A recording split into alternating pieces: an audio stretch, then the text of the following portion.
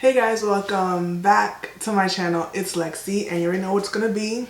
Alright, it's the Insecure season 4 episode 4 recap and review. Y'all, tonight's episode, it was a lot, so we're just gonna get into it. And I guess you can say I have some predictions, premonitions, assumptions, some feelings about what's to come, and I'm over it already. But let's just jump right in. So Schoolboy Q is supposed to be the headliner. We're hearing about Schoolboy Q, and Condola is missing. Okay, Condola is MIA. We fast forwarded some time, so right now this episode tonight was 1 month before the block party. So literally 2 episodes ago it was October, and then it was Thanksgiving, and it's probably been at least more than a month because Issa and Molly were discussing missing self-care Sundays for several weeks in a row. So we're at least in January, it seems like. Maybe, yeah, I think we're in January, probably, most likely. So anyways, y'all, it's been some time. It seems as if Lawrence and Condola ain't talking no more because he had something to confess to Issa, and then it couldn't come out in the moment. But I'm sure Condola as chuck the deuces up to Lawrence because he got on her nerves or whatever the case is. And then now we're here where Condola is MIA. And it's one thing, I've ghosted people in the past, so I'm not claiming that I'm, you know, above ghosting, but I do think as you age, ghosting people that, you know, haven't done you anything crazy or anything like out of the box, you can have that convo if you so choose, for it to be fair and be like, you know what, I had an issue with XYZ, I'm off you, I'm done with you, I'm cool on you. It's difficult to have, like, I'm a Libra, I have a really hard time confronting situations, so I understand that it's difficult to confront someone and have that, like, yo, I'm done with you conversation. But I think it's very needed, and I think that Condola owes Issa that conversation simply because they were having a business situation and they were building a friendship. You knew from long time that Lawrence was my ex. If that became uncomfortable, you could simply have said so, you know. But child, we don't even really know what Lawrence, like, what else happened that we didn't see between Lawrence and Condola. So let me not even have the gun, but I do think that Condola asks out the door, and she, like, this show is always trying to make someone a mystery. Last season it was Nathan, went missing, came back in last episode, and now we have Condola who is missing, answering her phone, and Lawrence knew why Condola wasn't answering Issa. So let's put it that way, okay? And he moping around, pining after Issa. Sir, nobody asked for this, okay? Nobody wanted the Lawrence and Issa reconnect. Whew, all right. Molly had Andrew over. They're going strong. Her hair was laid, outfit was laid. She had to do some work, and she's not forthcoming with, like, you know what, it's not a good time, or you know what, I can't tonight. So he came over to her house seemingly like around 8-ish, could be 9 p.m. They were gonna get busy because, but hold on, let me rewind. If I'm telling you, my man, about my day, my job, my mama, it don't matter what it is, and you start fake storing, no, it ain't working out for me. And I've been okay with Andrew thus far, and I'm not like cutting like over him, but that pissed me off. Don't be doing that, okay? Everyone needs someone to vent to. Don't be fake snoring on me. Fast forward, they give me until 9 p.m. to finish my work stuff. The girl looked up, it was 1:42, something like that. It was nearing 2 a.m. Man was asleep. That's on Molly, because you could tell somebody, you know what I'm saying, like, give me until 9 p.m. and then it turned into 1:42 a.m. Hey, maybe it's me. That's the communication. You know, let me know that this is not the time because I'm busy, because you're busy, like, you know. So then we see a young, handsome black man at Molly's job, and it's alluded that they have a little bit of a connection from the other lawyers. He was a looker, and Molly was like, no, he only dates Abigail's. That was comedic gold. I hollered when she said Abigail's. We all know what that means. It was nice, it was funny, and it's not unrealistic in a lot of these situations that I'm sure they've all been put in the professional environment. Then we hop into Issa and Molly going to see the new baby. And y'all been complaining all over Twitter and everywhere about Tiffany not giving birth yet. So she finally gave birth. The baby is here. Okay, you guys can let it up. Okay, the baby is here. It is healthy. And they all went to the baby. I was very happy to hear Issa in the car playing some self-help, whatever that was, just to uplift her spirits because she's having a stressful time. Can't find Condola nowhere. Dola is missing. Dola is missing and she can't find her. She's in a pickle, in a bind. So she's playing some uplifting things. Runs into Molly. Her and Molly have an awkward parking situation. Also comedic gold. It was very funny. And I'm sorry, like, I've been trying to play both sides. So, you know, I understand Molly, I understand Issa. Molly is on my nerves still. And I feel like even throughout all of this, I'm still bothered by Molly simply because she just has an attitude all the time. It's like, you have to just say what's on your mind sometimes, and that will help your attitude. Like, if you just say, look, I'm not feeling you, getting on my motherfucking nerves, that will help whatever is bothering you so much that you're continually, constantly just miserable all the time. Like, she just has an attitude. The whole episode, she had an attitude. It's just overwhelming. Okay, Issa is not perfect by any means, but it's just like the demeanor of Molly just, it's a lot to handle. So she had a little attitude, whatever. She took the spot because she's a more of a dominating personality. And we see that Nathan is finally raised from the dead, and he called Issa and left her a voicemail. A voicemail that nobody wants to hear. Okay, don't call me and say, I'm gonna have to call you back. If you want to have a conversation with me, call me and say, hey, I'm missing you. Can we talk? Can we go over some things? Can we rehash?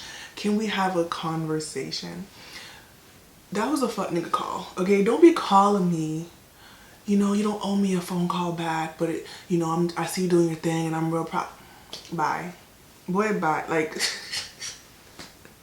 because it just plants a seed and it's so irritating. And I don't think that anyone ever means to actually not call them back when they say, don't call me back. But I could be wrong, right? That's the whole point of this. It's just interpretation of what's going on in this, you know, in this insecure universe, you know, where everyone is insecure. What's bothering me is that weeks have passed. So it's been weeks since Thanksgiving and Molly and Issa have still not confronted each other and dealt with their issues.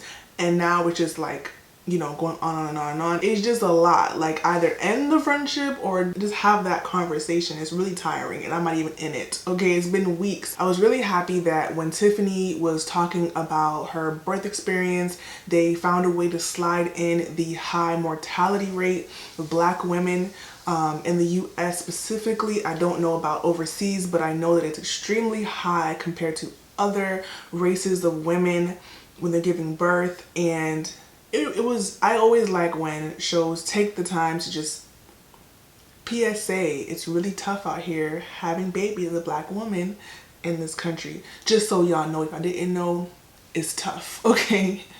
Do your Googles, do your research, it's tough. So it was nice little tidbit. I appreciated it. Tiffany was Tiffany. The wig was awkwardly bad, but obviously intentional, because, you know, the hair is never bad on the show, so it obviously was an intentional thing, because it's like showing that she's having a rough time postpartum, all that stuff like that. The convo that Lawrence and Tiffany's man had in the bedroom, I think most men have that convo when they have a daughter. It's like, damn, I have a daughter, damn, men are bad to women, damn. Like, it's a real conversation that a lot of men have. And then you see Lawrence like kind of thinking over things and, oh, like, I don't know about y'all, but I don't really care for the Issa Lawrence reunion storyline. If Condola is all the way up out of here, they're gonna fast track it, and I don't know that that's what I'm looking for in this show. I want a young, strapping new man for Issa. That's what I was hoping for. Or Nathan. But Nathan called with the unacceptable voicemail, so we're not even on Team Nathan anymore because that was... So then Lawrence pops up on the scene, you know, he's in the living room area, and Kelly was like, look at Lawrence looking like a provider, and I was like, okay, so everybody is trying to push the Issa and Lawrence narrative. Andrew texts Molly and he says, oh, are we still on for tonight? And Molly says, oh, I'm doing baby duty right now and I have to work tonight. Don't have me texting your phone asking you if the plans that we made are still on and you telling me no. As soon as you realize that the plans ain't gonna follow through, let me know. Oh, you know what, I'm busy right now. I should tell my man that I cannot meet up with him because I'm busy right now. Like, that should be... Am I bugging? Like, if I'm Andrew, I'm like, damn, you couldn't even let me know when you realize that, hey, I'm busy, I can't meet up with you, we have plans for a movie or whatever the text message said. I'm over it. I think I'm just over Molly. I'm really just over Molly. So, child, Issa and Molly both talked to Tiffany and Kelly separately, asking, oh, have you heard from the other person about me? Has she mentioned that she don't F with me no more? And everybody's like, no, what? Talk to each other. What? People have issues, just communicate. Oh, Tiffany and Kelly gave good advice in this episode, shockingly. And Issa and Molly need to take that advice because it's very annoying. It's been so long. They've been beefing since the show began, which I was like, what, August, September the show turned on? Like, in the showtime, y'all been having beef since then. So it's like, we're tired. We're tired of this. And I think that Tiffany and Kelly are tired more than we are on in the real world side. You know what I mean? Molly got a problem with Issa and Lawrence having a conversation outside, which I think is normal best friend behavior. Like, oh, there she go again with this nigga. But that's not really what seems to be happening. I think that Issa has literally no intention with Lawrence, in my opinion. But I think Molly just peeps game. But I don't think Issa has any intention, like, to be anything with Lawrence at this particular moment that the show is, you know, going on. What do y'all think? Do y'all think that Issa even knows that Lawrence is thinking about the past and whatever? Because we know, but I don't think Issa know, you know? So Molly got an attitude about that, and then Issa's leaving to deal with Schoolboy Q canceling on her, and she over here in the corner, Listen, I would have been fought Molly, and I'm not even the kind of person, but Molly is aggravating.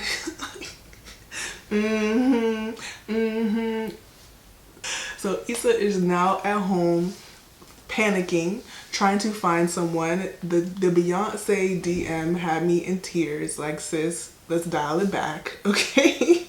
And she did, and she was trying to find local people, and she was doing the groundwork, calling people like oh, did your brother still da da da? Oh, he got shot. Oh, like, fatally? Okay, you have his phone, like comedic gold, real funny. Trying to find someone to replace Schoolboy Q and figure this out. So then Molly and Andrew have dinner, and Andrew expresses that he thought that they wasn't gonna go out after dinner because he felt like she was gonna do work again, which is a valid, you know, thing to think. But I think both of them just talking about things, like him saying, hey, do you have plans after dinner? Or her saying, hey, I want to do all this stuff after dinner. I think that they both could have had the convo with each other, like, hey, do you have plans after dinner? Or, hey, I want to make a whole evening out of this, you know, just so you know. Like, because it's like, he had plans, she wanted to spend the whole night together. He said, let me cancel with so-and-so, and she said, oh, you don't have to, don't worry about it. I'm a woman, okay? We've all said, don't worry about it, you don't have to, I don't really care, you good, and not meant it. We're not gonna front on this YouTube channel, okay? We're not gonna front, okay? At the same time, that's the opportune moment to say, you know what? Yeah, you should cancel on the motherfucker because I want to spend time with you. I ain't seen you in a week, whatever the case is.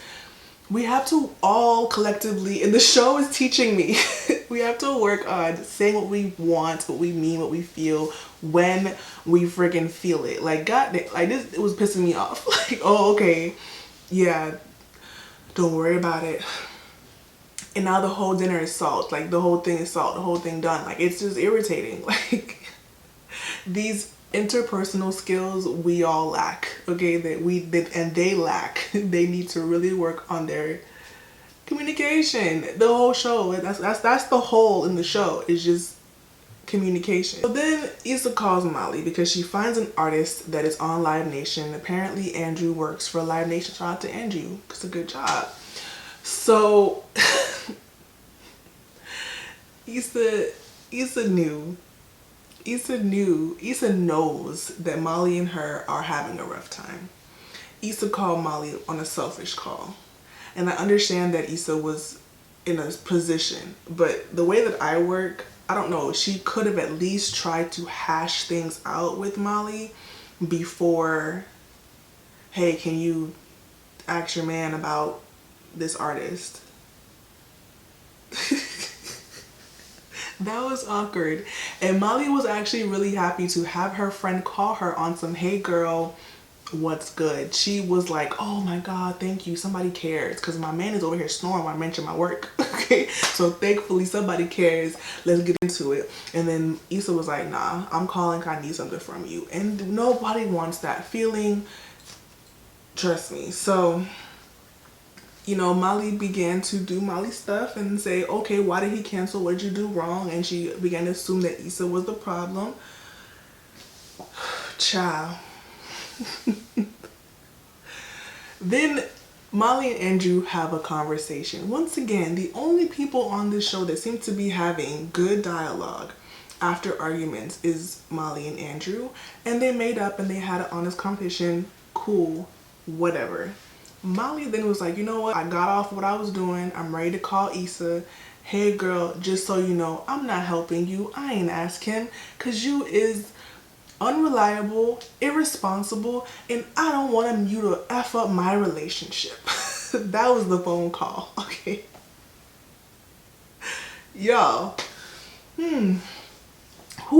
what do y'all think? Because I'm torn. I'm torn because I don't know. I think that Molly could have asked Andrew about booking this artist. Maybe she could have asked Issa for some more details and given Andrew the opportunity to deal with Issa himself, or send whoever is in charge of this artist to deal with her themselves, and it wouldn't have fallen back onto Molly.